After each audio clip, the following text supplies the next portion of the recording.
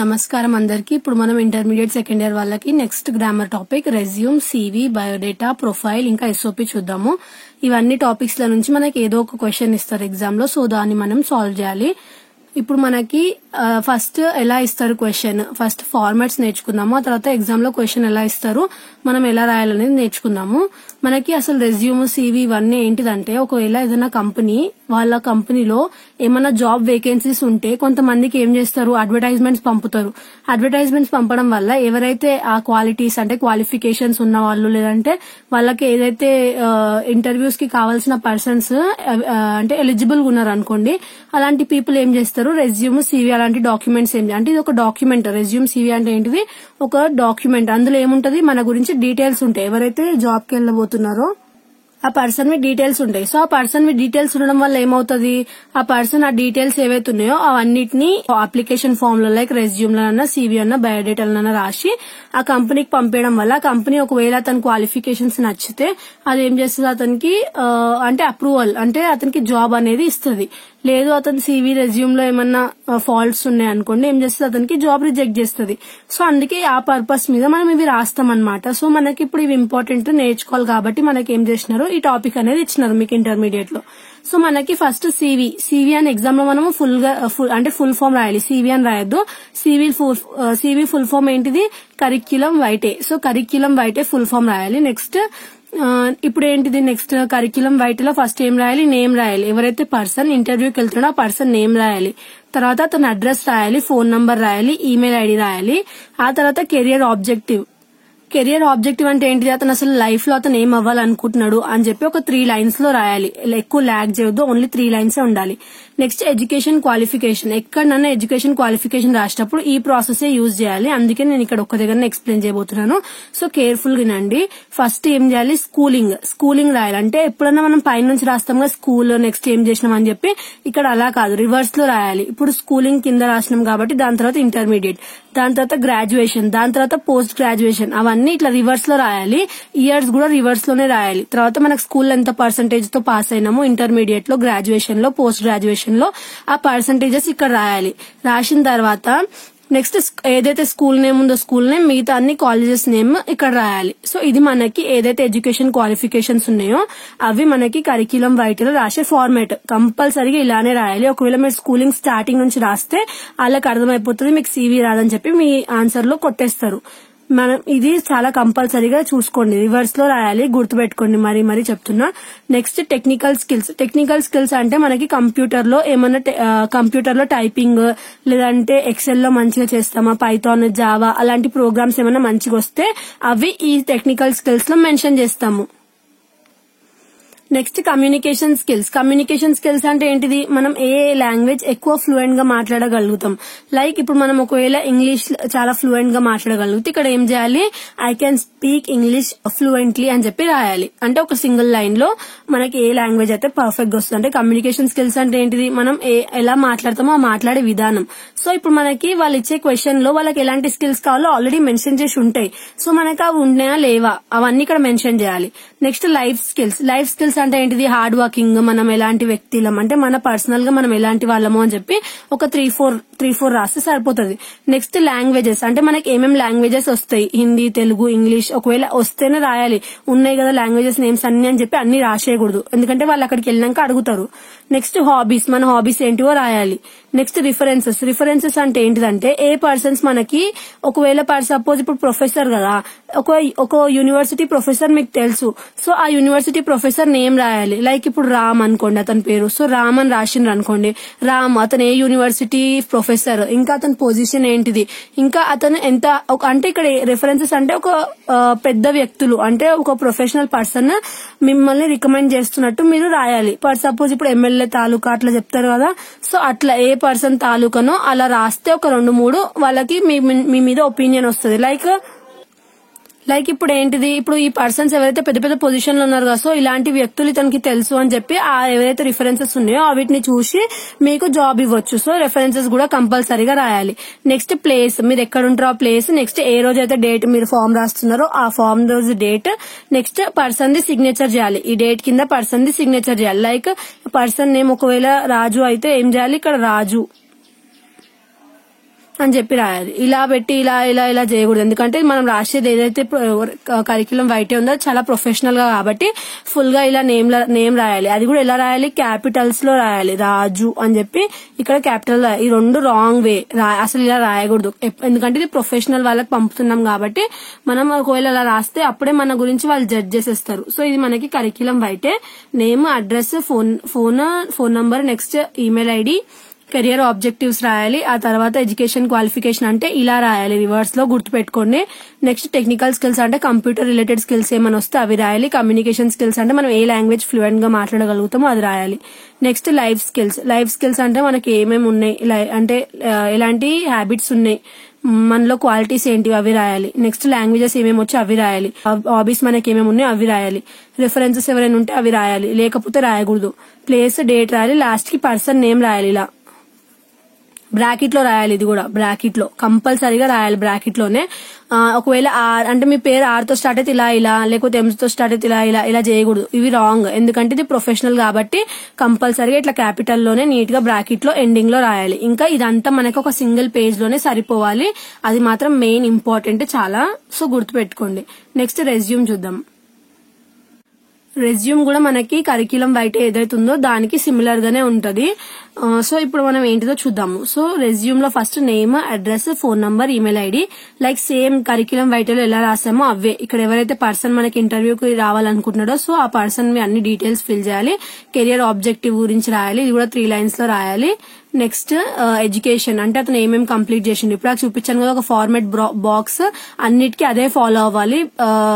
Refer back side అని రాస్తున్నాను నేను.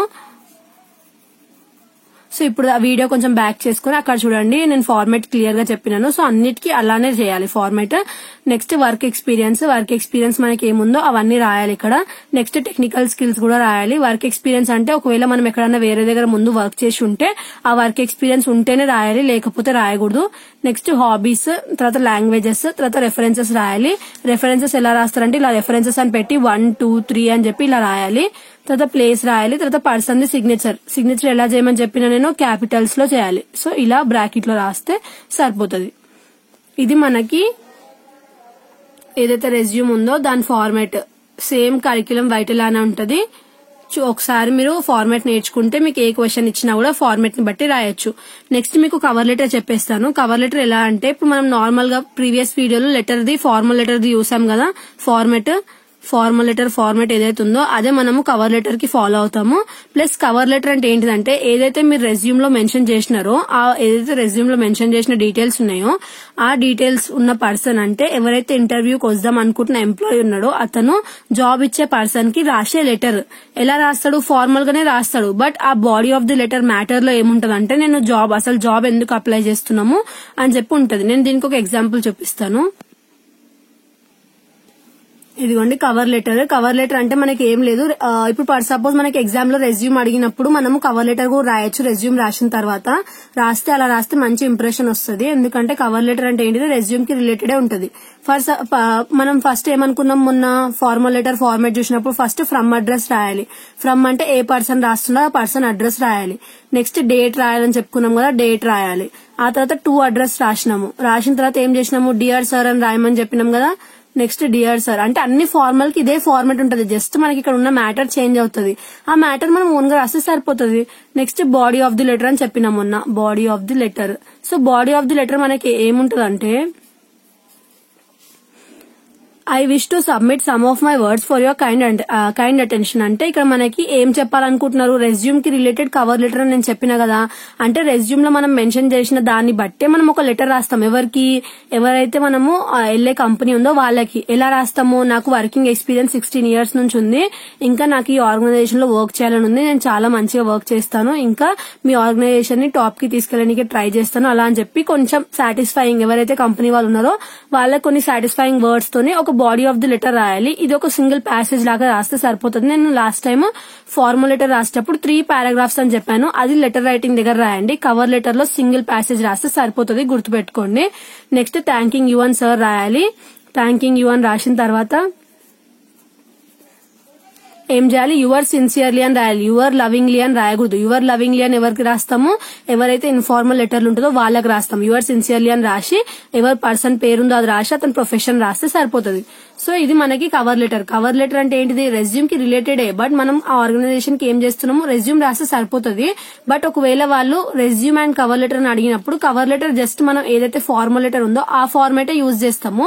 యూజ్ చేసుకుంటే ఏం చేస్తాము, బాడీ ఆఫ్ ది లెటర్ ఏం రాస్తాము, వాళ్ళకి కొంచెం రిక్వెస్టింగ్ గా ఇంకా మనలో ఉన్న క్వాలిటీస్ ని ఇంకా హైక్ చేస్తూ, అంటే ఇంకా గొప్పలు చెప్పుకుంటున్నట్టు మన గురించి కొంచెం ఎక్కువ, అంటే వాళ్ళు మనం జల్దీ అంటే ఒక 10-15 మెంబర్స్ రెజ్యూమ్స్ వచ్చినాయి అనుకోండి, బట్ మీది ఏదైతే ఉందో అందులో రెజ్యూమ్ ఉంది, కవర్ లెటర్ కూడా ఉంది, రెండు ఉన్నాయి అనుకోండి. అప్పుడు ఏం చేస్తారు, ఫస్ట్ మీ కవర్ లెటర్ లో వాళ్ళు ఏం చేస్తారు, కవర్ లెటర్ లో చూస్తారు, చూసి మీరు ఏమేమి రాస్తున్నారు, 16 years ఎక్స్పీరియన్స్ ఉందంటే తనకి, ఇంకా తనకి చాలా క్వాలిటీస్ ఉన్నాయి మన దగ్గర వర్క్ చేసేటం అని చెప్పి ఏం చేస్తారు, మీకు ఏం చేస్తారు, యాక్సెప్ట్ చేస్తారు, అంటే మీకు అప్రూవ్ చేస్తారు. మీకు ఏదైతే జాబ్ ఉందో దాన్ని మీకు అప్రూవ్ చేయడం వల్ల మీకు ఏమవుతుంది, ఇలా కవర్ లెటర్ రాయడం వల్ల వాళ్ళు మొత్తం మీ రెజ్యూమ్ చూసిన తర్వాత మీకు ఇంకా మీరు కొంచెం చెప్తున్నారు, అంటే నా రెజ్యూమ్ ని మీరు చూడండి, hence looking forward to hear from you, అంటే మీరు ఇంకా అంటే తొందరలో మీరు నన్ను హైర్ చేసుకుంటారని చెప్పి ఆశిస్తున్నానని చెప్పి ఒక లెటర్ రాసిండు అంతే.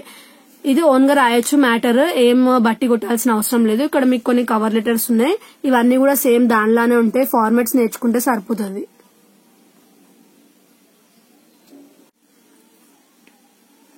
నెక్స్ట్ మీకు బయోడేటా ఉంది. బయోడేటా అంటే ఇప్పుడు మనకి CV ఇంకా రెజ్యూమ్ కొంచెం సిమిలర్ ఉంటాయి, బట్ బయోడేటాలో కొన్ని యాడ్ అవుతాయి. ఏం యాడ్ అవుతాయో ఇప్పుడు చూద్దాము. ఫస్ట్ నేమ్ రాయాలి, ఫాదర్ నేమ్ కూడా రాయాలి. బయోడేటా అంటే ఏంటిది, మనం మొత్తం మన ఫ్యామిలీ గురించి కూడా రాయాలి. బయోడేటా అంటే మనం మొత్తం మన ఏదైతే ఫ్యామిలీ ఉంది, లేదంటే ఎడ్యుకేషన్ క్వాలిఫికేషన్స్ ఏమైనా మొత్తం మనకు తెలుసు, మనకున్న డీటెయిల్స్ మొత్తం ఫిల్ చేయడమే బయోడేటా అంటే. సో మదర్ నేమ్ రాయాలి, డేట్ ఆఫ్ బర్త్ రాయాలి, మనం జెండర్ ఏంటిది అది రాయాలి, నెక్స్ట్ మనం మ్యారీడా లేకపోతే సింగిలా, సో మ్యారిటల్ స్టేటస్ కూడా రాయాలి. నెక్స్ట్ రిలీజన్ కూడా రాయాలి, అంటే హిందూసా, ముస్లిమ్సా, లేదంటే క్రిస్టియన్సా, సో అవన్నీ రాయాలి. నెక్స్ట్ అడ్రస్ రాయాలి, ఈమెయిల్ ఐడి రాయాలి పర్సన్ ది. నెక్స్ట్ క్వాలిఫికేషన్స్ ఏమైనా ఉంటే అవి రాయాలి. తర్వాత వర్క్ ఎక్స్పీరియన్స్ ఉంటే కూడా అది కూడా రాయాలి, ఎన్ని ఇయర్స్ ఉంది, ఎక్కడెక్కడ ఉంది అని చెప్పి. నెక్స్ట్ సెల్ఫ్ డిక్లరేషన్, ఇది చాలా చాలా చాలా వెరీ వెరీ వెరీ ఇంపార్టెంట్. బయోడేటాలో ఫస్ట్ మనకి అన్ని చూసిన తర్వాత లాస్ట్ కి సెల్ఫ్ డిక్లరేషన్ లేకపోతే కూడా చాలా మార్క్స్ కట్టే ఛాన్సెస్ ఉన్నాయి. సో సెల్ఫ్ డిక్లరేషన్ లో మనం ఏం రాస్తామంటే ఇదే సేమ్ ఎగ్జాక్ట్ ఇదే లైన్ రాయండి. The information provided from me is best of my knowledge and true. అంటే ఏంటిదంటే ఈ పైన ప్రొవైడ్ చేసిన ఇన్ఫర్మేషన్ అంతా ఏదైతే ఉందో అది నాకు తెలిసినంత వరకు అన్ని ఫిల్ చేసినాను. ఒకవేళ ఏమన్నా కావాలంటే ఇంకా అడగండి. ఇంకా ఏవైతే పైన ఫిల్ చేసినానో అవన్నీ ట్రూ, అంటే నిజంగా నిజాయితీగా ఫిల్ చేసినాను, ఏం ఫేక్ గా ఫిల్ చేయలేదని చెప్పి ఈ ఒక్క సింగిల్ లైన్ లో మనకు అర్థమవుతుంది. సో సెల్ఫ్ డిక్లరేషన్ అని చెప్పి ఎగ్జాక్ట్ ఇదే రాయండి. మీకు ఏది ఇచ్చినా కూడా బయోడేటాలో ఇదే సెల్ఫ్ డిక్లరేషన్, ఈ లైన్ రాస్తే సరిపోతుంది. నెక్స్ట్ క్యాండిడేట్ సిగ్నేచర్ చేయాలి ఇక్కడ బ్రాకెట్ లో. చేసిన తర్వాత మొబైల్ నంబర్ రాయాలి, ఈమెయిల్ అడ్రస్ రాయాలి, సరిపోతుంది. సో ఫస్ట్ మనకి ఏముంది, బయోడేటాలో నేమ్ ఉంది, father name, mother name, gender ఉంది, మ్యారిటల్ స్టేటస్ ఉంది, రిలీజన్ ఉంది, అడ్రస్ ఉంది, ఈమెయిల్ ఐడి ఉంది, క్వాలిఫికేషన్స్ ఉన్నాయి. క్వాలిఫికేషన్స్ అని ఉన్నాయి కదా, క్వాలిఫికేషన్స్ అంటే ఏముంది, సేమ్ ఇలానే వేయాలి ఇప్పుడు దాకాలాగా. సో ఇది మీరు నేర్చుకోండి కంపల్సరీగా, అన్నిట్లో యూజ్ అవుతుంది మీకు. క్వాలిఫికేషన్స్ అంటే ఇలా బాక్స్ రిఫర్ అని రాస్తాను, రిఫర్ CV అని రాస్తున్నాను. సో ఇక్కడ చూసుకొని నేర్చుకోండి ఇది. నెక్స్ట్ వర్క్ ఎక్స్పీరియన్స్ ఏదైతే ఉందో ఒకవేళ ఎక్స్పీరియన్స్ ఉంటేనే రాయండి. తర్వాత సెల్ఫ్ డిక్లరేషన్ అనేది కంపల్సరీగా రాయాలి. ఎక్కడ రాయాలి, బయోడేటాలో రాయాలి, గుర్తుపెట్టుకోండి. ఒకవేళ మీరు గుర్తుపెట్టుకున్నారు బట్ ఏం చేసినారు, వెళ్ళి రెజ్యూమ్ లో రాసినారు అనుకోండి, రాంగ్ అయిపోతుంది. ఇక్కడ మనకి ఎక్కడ రాసినాం, సెల్ఫ్ డిక్లరేషన్ అని బయోడేటాలో రాసినాం. కావాలంటే మీరు ఇదే అన్నిటికీ యూజ్ చేసుకోండి, ఎందుకంటే సెల్ఫ్ డిక్లరేషన్ అనేది ఇదే ఉంటది అన్నిట్లో కామన్ గా. కావాలంటే కొంచెం ఇంక్రీజ్ చేసి ఇస్తారు కానీ ఇదే ఉంటది ఎగ్జాక్ట్ గా. నెక్స్ట్ క్యాండిడేట్ సిగ్నేచర్ బ్రాకెట్ లో చేసి మొబైల్ నంబర్, ఈమెయిల్ అడ్రస్ మళ్ళీ రాస్తే సరిపోతుంది. సో ఇది మనకి ఏదైతే బయోడేటా ఉందో అది. ఇప్పుడు బయోడేటా చెప్పాను కదా, బయోడేటానే ప్రొఫైల్ అన్నా కూడా బయోడేటాలో రాస్తే సరిపోతుంది. నెక్స్ట్ SOP అంటే ఏంటిది, statement of purpose. Statement of purpose అంటే ఏంటిది, ఇప్పుడు మీరు పర్ సపోజ్ ఇప్పుడు ఒక ఎగ్జాంపుల్ చూపిస్తా ఆగండి. ఫస్ట్ స్టేట్మెంట్ ఆఫ్ పర్పస్ అనేది ఎలా ఉంటుందో ఒకసారి చూసుకోండి, అప్పుడు మీకు ఐడియా వస్తుంది. అప్పుడు నేను ఎక్స్ప్లెయిన్ చేస్తాను. సో ఇలా మొత్తం మ్యాటర్ ఉంటది, లాస్ట్ కి 2 lines లో చెప్తారు, అంటే లెటర్ లాగా అనుకోండి. బట్ ఇక్కడ ఏం డేట్ గీట ఏమి ఉండవు, direct body of the letter నుంచి స్టార్ట్ అయినట్టు ఉంటది. తర్వాత లాస్ట్ కి బెస్ట్ రిగార్డ్స్ అని చెప్పి పర్సన్ నేమ్ ఉంటది, ఇప్పుడు మనం ఆ ఫార్మాట్ చూసాం కదా, చూసిన తర్వాత ఇప్పుడు అందులో ఎలా రాయాలని చెప్పి ఇప్పుడు చూద్దాము. సో ఇప్పుడు ఫస్ట్ మనం ఏం చేస్తున్నాము, అందులో ఇప్పుడు బయోగ్రఫీ రాస్తున్నాం. అంటే మన గురించి మనం బయోగ్రఫీ మొత్తం రాస్తున్నాము ప్యాసేజ్ లాగా. రాసిన తర్వాత మన ఇన్స్పిరేషన్ రాస్తున్నాం. అంటే ఎవరి నుంచి మనం ఇన్స్పైర్ అయినాం ఆ జాబ్ లో. తర్వాత యువర్ కాంట్రిబ్యూషన్, అంటే మనం ఏదైనా జాబ్ చేస్తే అందులో మనం ఎంత కాంట్రిబ్యూషన్ ఉంది మనది, అంటే మనం ఎంత కష్టపడ్డాము ఆ పొజిషన్ కి రావడానికి అని చెప్పి ఆ స్టోరీ కూడా రాయాలి. Next purpose of your study, అంటే మనం ఏదైతే ఆ ప్రొఫెషన్ ఇప్పుడు ఎంచుకుంటున్నామో దాని పర్పస్ ఏంది, అంటే ఏదైనా మోటివ్ ఉంటేనే మనం అది నేర్చుకుంటాం కదా, ఏదో ఒట్టిగా టైం పాస్ కి నేర్చుకోం కదా లైఫ్ అంతా. తర్వాత ఫ్యూచర్ ప్లాన్స్ ఏంటి, సరే ఇప్పుడు నేర్చుకున్నాము, ఇంకా జాబ్ కోసం మనము ఎస్ఓపి రాస్తున్నాము, ఇంకా ఫ్యూచర్ ప్లాన్స్ ఏంటి, ఒకవేళ జాబ్ లో జాయిన్ అయితే మీ ఫ్యూచర్ ప్లాన్స్ ఏంటి. లైక్ ఇప్పుడు కొంతమంది ఫ్యూచర్ ప్లాన్స్ ఏముంటాయి, ఇప్పుడు ఫ్యూచర్ ప్లాన్స్ అని మనము ఆ కంపెనీకి రాయడం వల్ల ఏమైతుంది, ఆ కంపెనీకి మన మీద కొంచెం నమ్మకం వస్తుంది. లైక్ కొంతమంది ఏం చేస్తారంటే జాబ్ జాయిన్ అవ్వగానే 1 year శాలరీ మంచిగా తీసుకుని తర్వాత ఏం చేస్తారు, సెకండ్ ఇయర్ లో ఎక్స్పీరియన్స్ ఉంది కదా అని చెప్పి వేరే దగ్గర మంచి కంపెనీకి వెళ్ళిపోతారు. సో ఇట్లా ఫ్యూచర్ ప్లాన్స్ లో మనం ఏం రాయాలి, నేను కంపెనీకి ఆర్గనైజేషన్ పట్ల అది గ్రోత్ కోసం ఉపయోగపడతాను, ఇంకా దాన్ని ఎప్పుడు అంటే ఇంక్రీజ్ అంటే గ్రోత్ చేయడానికి చూస్తాను, కానీ కంపెనీ ఇన్ఫర్మేషన్ వేరే దగ్గర లీక్ చేసి వేరే దగ్గరికి ట్రాన్స్ఫర్ అట్లా ఏం అవ్వను, లాయల్ ఉంటానని చెప్పి అలా మనం ఇదంతా ఏదైతే స్టేట్మెంట్ ఆఫ్ పర్పస్ ఉందో అది మొత్తం ఎలా ఉంటది, బాడీ ఆఫ్ ది లెటర్ లాగా మొత్తం పారాగ్రాఫ్స్ లాగా ఉంటది. పారాగ్రాఫ్స్ లాగా ఉండి లాస్ట్ కి ఏముంటది, విత్ రిగార్డ్స్ అని ఉండి లాస్ట్ కి పేరు ఉంటది, పర్సన్ ది పేరు ఉంటది. సో గుర్తుపెట్టుకోండి, ఇది ఏం లేదు, ఓన్ గా రాయొచ్చు మొత్తం. ఫస్ట్ ఏం రాస్తారు, మీ బయోగ్రఫీ మొత్తం రాస్తారు, ఇన్స్పిరేషన్ ఏమైనా ఉంటే అది రాస్తారు, ఇంకా మీరు ఆ పొజిషన్ లోకి ఏమేమి కాంట్రిబ్యూట్ చేసిర్రు, అంటే మీరు ఆ జాబ్ లో ఏమేమి కాంట్రిబ్యూట్ చేసిర్రు, మీ సాక్రిఫైజెస్ ఏంటి అవన్నీ రాయాలి. Next purpose of your study, ఆ స్టడీ ఎందుకు చేసిన, అంటే ఎందుకు అది చదువుకున్నారు మీరు, ఇంకా మీ ఫ్యూచర్ ప్లాన్స్ ఏంటిది, ఒకవేళ జాబ్ వస్తే ఏం చేస్తారని చెప్పి ఇదంతా మనకి ఎస్ఓపీలో ఉంటాయి. ఎగ్జామ్ లో మనకి కరిక్యులం వైటే ఎలా అడుగుతారంటే ఇలా అడ్వర్టైజ్మెంట్ ఇస్తారు. అడ్వర్టైజ్మెంట్ ఇస్తే మనం ఏం చేయాలి, వాళ్ళు మనకి కరిక్యులం వైటే, రెజ్యూమ్, బయోడేటా ఏదన్నా ఒకటి రాయమంటారు. లేదంటే వాళ్ళు డైరెక్ట్ గా కరిక్యులం వైటే అని అడగొచ్చు. అడిగినప్పుడు మనకి ఇలా ఇస్తారు, జస్ట్ ఇది ఒక్కటే ఇస్తారు అంతే. సో ఇది ఇచ్చినప్పుడు మనకి ఇక్కడ దీనివల్ల ఏమర్థమవుతుంది, ఇది ఇంటర్వ్యూస్ కోసం అని అర్థమవుతుంది, ఇంకా ఎలాంటి ఇంటర్వ్యూస్ కోసం అని అర్థమవుతుంది, ప్రొఫెసర్స్ కోసం అని అర్థమవుతుంది. సో ఇప్పుడు మనం కరిక్యులం వైట్ దేని రిలేటెడ్ రాయాలి, ఇప్పుడు మనం ఇప్పుడు జస్ట్ స్టూడెంట్స్ ని, బట్ మనం ఒక ప్రొఫెసర్ లాగా ఆలోచించాలి. లైక్ ఎందుకంటే ఇక్కడ మనకి ప్రొఫెసర్స్ కావాలని అడుగుతున్నారు కాబట్టి ఒక ప్రొఫెసర్ కావాల్సిన క్వాలిఫికేషన్స్ అవన్నీ ఇప్పుడు దాకా నేను చెప్పిన ఫార్మాట్ ఉంది కదా, ఆ ఫార్మాట్ లో ఫిల్ చేసుకుంటా రాసుకోవాలి మీరు. ఇక్కడ వాళ్ళు మనకి క్వాలిఫికేషన్స్ ఇవన్నీ ఏం కావాలో అన్ని అడుగుతున్నారు కదా, సో ఇవన్నీ మీరు ఎప్పుడైతే ఆన్సర్ రాస్తారో అప్పుడు ఇలా ఇవే యూజ్ చేయాలి. ఇప్పుడైతే ప్రెసెంట్ మీరు స్టూడెంట్స్, బట్ ఎప్పుడైతే మీరు ఆఫీస్కి వెళ్తారో అప్పుడు మీకు ఎలా ఫిల్ చేయాలో అర్థమవుతుంది. బట్ ఇప్పుడు ఎక్కడైతే ఏమేమి ఇక్కడ ఉన్నాయో అవి ఫిల్ చేసుకుంటే మీరు రాసుకుంటూ వెళ్ళాలి. ఏదైతే ఫార్మాట్ ఉందో దాన్ని బట్టి మీరు ఇక్కడ లేని క్వాలిఫికేషన్స్ ఎందుకు మీరు రాసిండ్రు అనుకోండి, అప్పుడు ఏమవుతుంది, వీళ్ళకి ఏదైతే ఎలిజిబిలిటీ ఉంటుందో, వీళ్ళ కంపెనీకి కావాల్సిన ఎలిజిబిలిటీ ఎంప్లాయ్ ఉందో అందులో నుంచి మీరు వెళ్ళిపోతారు. సో ఏమవుతుంది, ఇక్కడ ఏమున్నాయో అవే మీకు వాళ్ళకి కావాల్సిన అవే కాబట్టి అవే రాస్తే సరిపోతుంది. సో ఇలా ఇస్తారు మనకి క్వశ్చన్. ఇది ఒక రెజ్యూమ్ వీళ్ళు ఇలా రాశారు, అంటే నేమ్, అడ్రస్ మనం లైన్ గా చెప్పుకున్నాం కదా అన్ని లెఫ్ట్ సైడ్, బట్ వీళ్ళు ఏం చేస్తారు ఇలా రాశారు. ఇలా రాయాల్సిన అవసరం లేదు, ఫార్మాట్ చెప్పినట్టే రాయండి. నేను జస్ట్ మీకు చూపిస్తున్నాను ఒకసారి, ఇక రెఫరెన్సెస్ ఇలా రాశారు చూడండి. సో ఇది మనకి రెజ్యూమ్, ప్రొఫైల్, CV, బయోడేటా, ఇంకా కవర్ లెటర్, SOP అన్ని ఎక్స్ప్లెయిన్ చేశాను. నెక్స్ట్ వీడియోలో నెక్స్ట్ గ్రామర్ టాపిక్ చూద్దాము. Thanks for watching.